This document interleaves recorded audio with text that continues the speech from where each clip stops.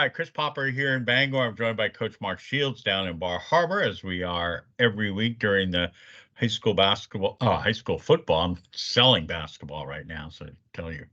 Yeah, so high school football season and our coaches show brought to you by Allen Insurance. And Coach, congratulations. First of all, a huge win down in Morse down in Bath last Friday night. As I kind of said when I wrote the article, it's the defense came up big, and I used up, I think, all capital letters, and they played with a capital D. I mean, it really, the offense gets all the love, but the defense came up huge last week. Yeah, thanks, Chris. No doubt about it. It was a huge win, for our season, for our program. We knew going into Morse, it was homecoming, it was senior night. It was going to be, a hornet's nest, as we talked about, a dogfight.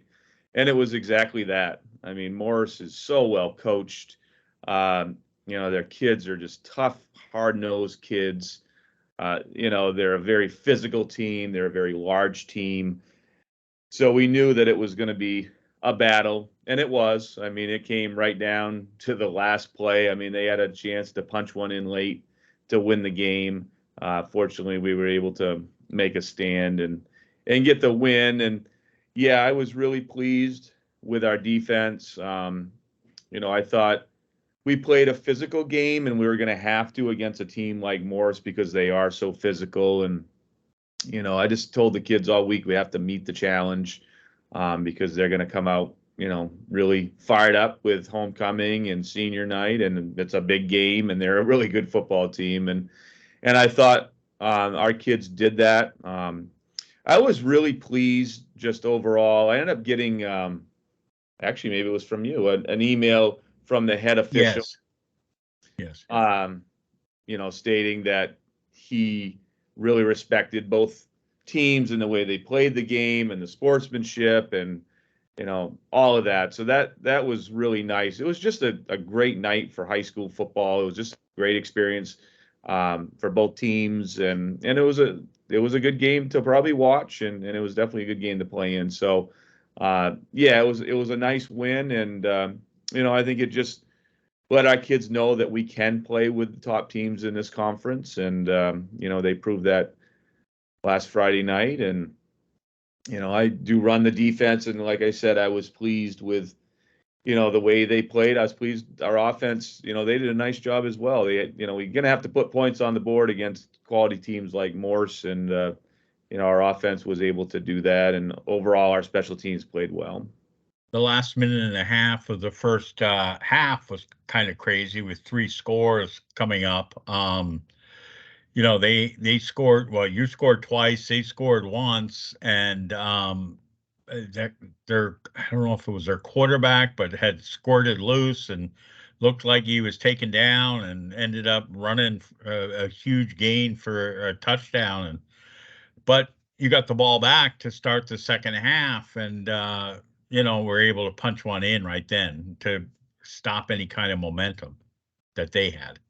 Right. Yeah. So that was a huge sequence of plays, and I mean, we hit a long pass, and then they come out and they ran a screenplay and they executed it very well. And next thing you know, they score on the last play of the half. So that was tough going into halftime. Feeling like, oh my gosh, we could be up a touchdown, and now we're down a point. Fortunately, our offense, did come out that first drive of the second half. We were able to score, and then defensively we were able to hang on. But yeah, it was a physical game. I mean, our guys, they were feeling it after the game. I'm sure Morse was too. But fortunately, both teams have bye weeks this week, which will help guys rest up, and we'll have to go back to battle with Morse again here in a couple Fridays. Let's talk a little bit about 2-point conversions. Holy, that's kind of like the black hole for the Trojans right now. And when you look at, think, oh my gosh, you're running it in or passing it in from the 2-yard line, but that's proving to be a little difficult right now. Yeah, that's a great point, Chris, and that's been a point of emphasis. Coach Mark Arnold runs my offense, and yeah, that's something we talked about in our coaches meeting on Sunday, and thinking about specific plays that we can run. Basically have a list of specific plays that we can run for 2-point conversion instead of just looking at our play sheet and thinking, well, this might work, this might not work. What can we pull off of our play sheet that are specific to 2-point conversions? But you're right. I mean, those are gonna, win or lose a football game. It's gonna come down in these close games. I mean, it's what did we win by 5 points the other night? Right. If we had been able to get a couple 2-point conversions, then it wouldn't have been quite as scary by the end. With Morse coming down and almost scoring. So, yeah, we have to get better at that, no doubt about it.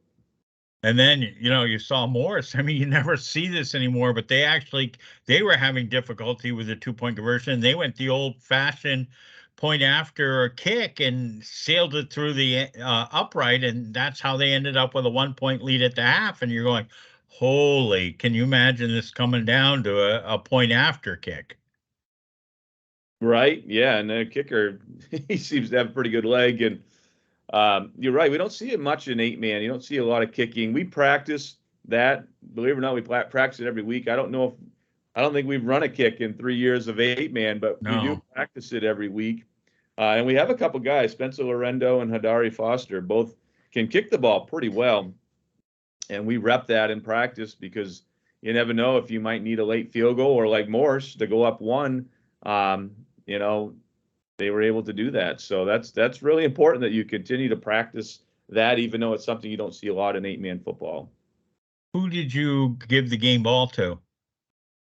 Yep. So Jaron Beekert ended up getting it. Jaron, number 9, he's a junior. Jaron is a guy that he came out last year, his sophomore year for football, and he started out really well, and then he ended up getting injured early in the season.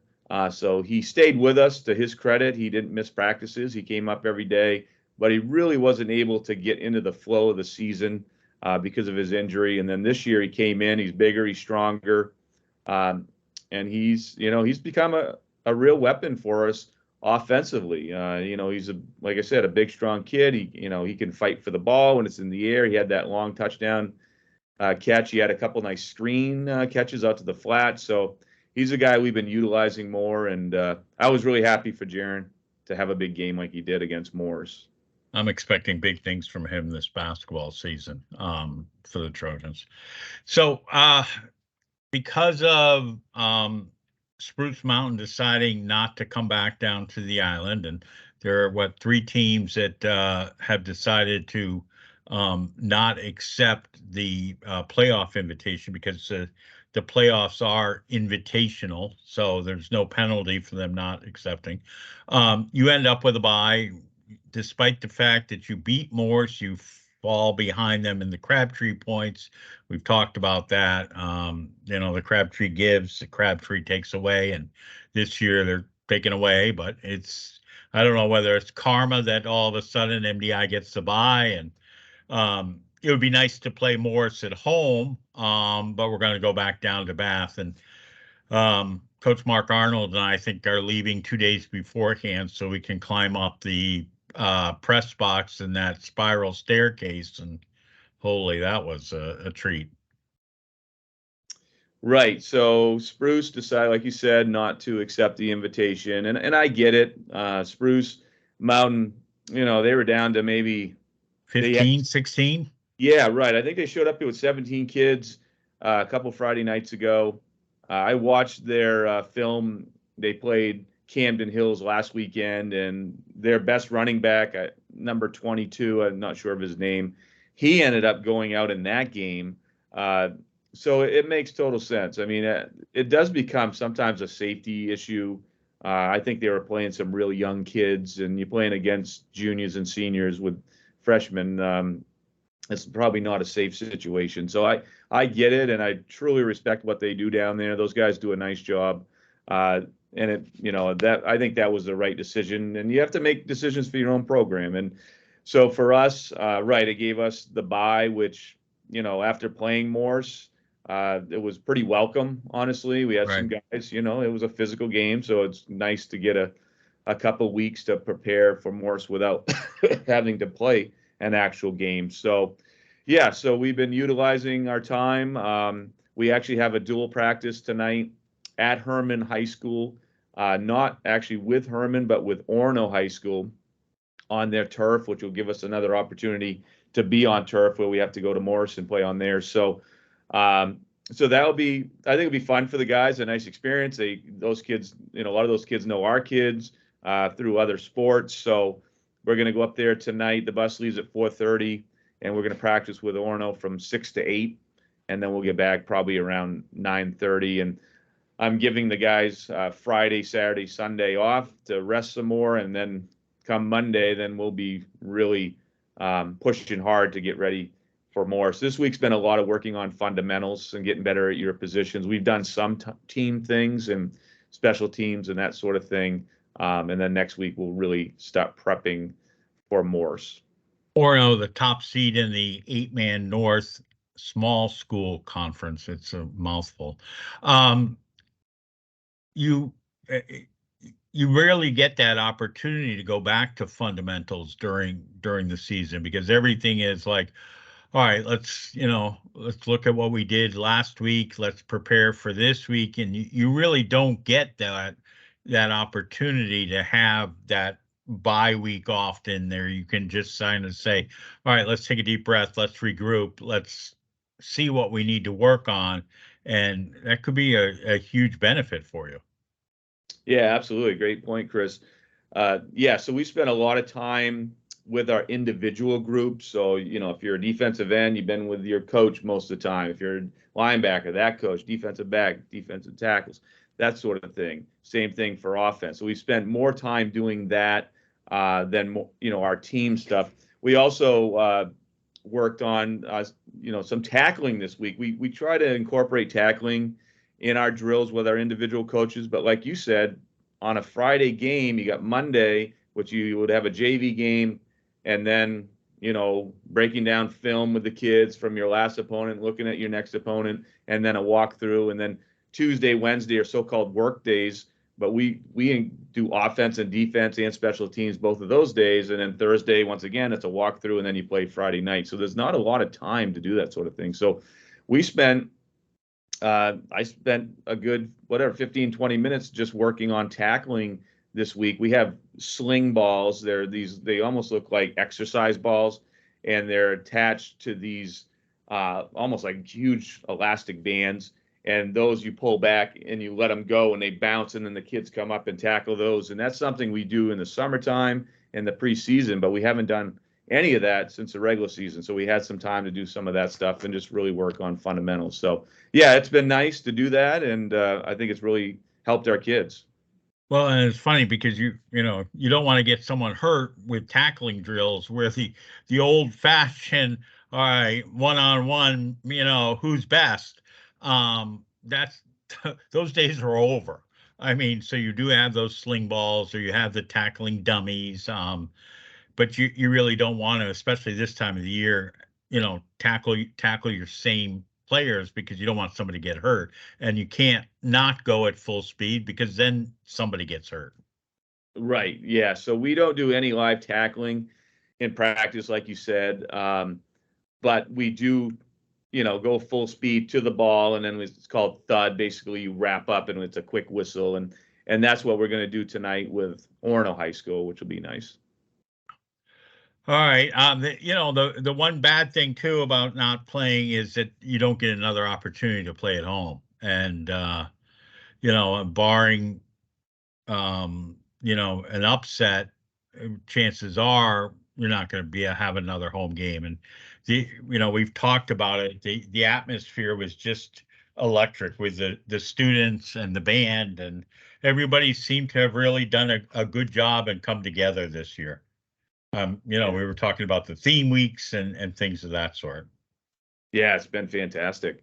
Yep, it's what it is, what it is. And like my good friend Ian Braun, who I coached with for years, he said, just tell me who I'm playing and where I'm playing, and we'll show up and play. So that's what we're going to do. We'll prepare for Morse, and we're just pleased to be in the playoffs and have an opportunity to play a quality team like Morse, and we'll try to go down there and do the best we can.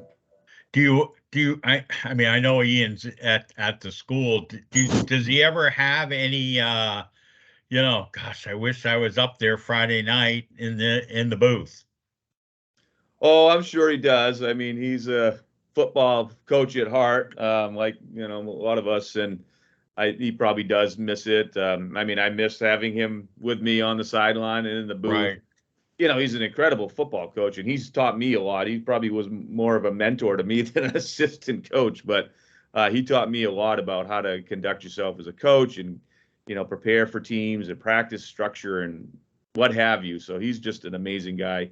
But he and I will chat from time to time here in the hallways at the high school. But yeah, I'm sure he wouldn't mind being out there, but he's, doing what's right for his family. And so he's stepped aside for the last few years. I remember Ian didn't need the telecommunications sometimes to get the word across to the field, because he has that assistant principal's voice that he could make sure that you knew what you needed to do without going through the headset. Yeah, he does, he does sort of, express himself quite, well, and he makes sure that people hear him and understand what he wants. And I just don't want to be on the other end of it. That's all, because Right. it scares me. But Right.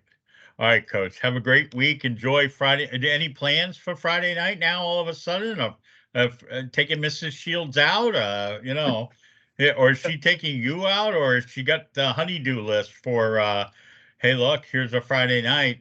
Go clean the gutters. yeah, right. It was weird. I was talking to her just before I left, the house this morning, and I said I'll be home late tonight, of course, because we're going up to Herman. But I said tomorrow night we have like the night off, and I think we're gonna get some takeout and just watch maybe a movie or something tomorrow night, and then the weekend we have some things we need to do. But yeah, it's kind of odd. I think it's good for the kids. I think it's good for everyone. Everybody's pretty tired this time of year, and Right. I have discovered that rest sometimes is more important than anything, getting ready for playoff games. So we'll take advantage of it. All right, Coach. Have a great day and good weekend. All right, thanks. You too.